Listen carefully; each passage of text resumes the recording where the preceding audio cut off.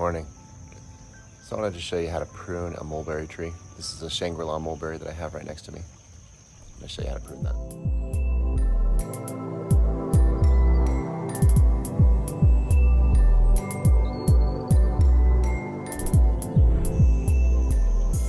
So, this is a brand new tree. I just got this a few months ago, and I had a lot of branches that were just growing vertically.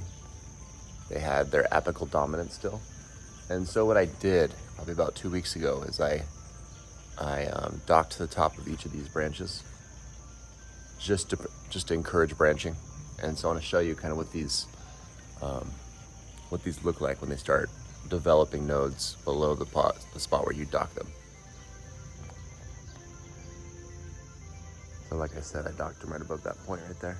You can see that flat cut. And so that node just below that cut is starting to develop outward. And so as you can see, that's going to become a new branch. And I'm hoping that it doesn't go vertical, but it probably will, just because of the way these trees work.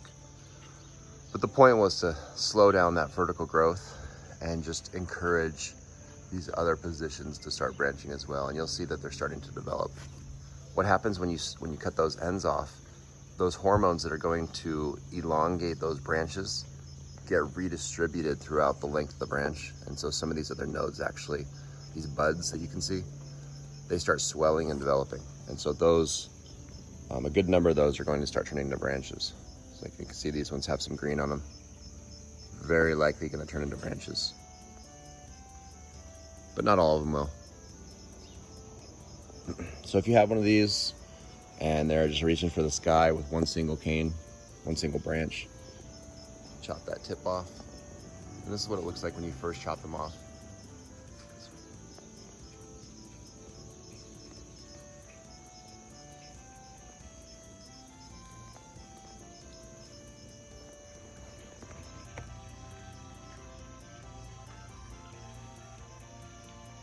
So again, this is a very young tree. Like, this tree's only, I would say the cutting is about 5 months old maybe. And it's up to about 7 feet tall. I mean, it was up to 8 feet tall, and I cut off like a foot off of each of these. I was attempting to do some green cuttings, but they just didn't survive. They're just too thin.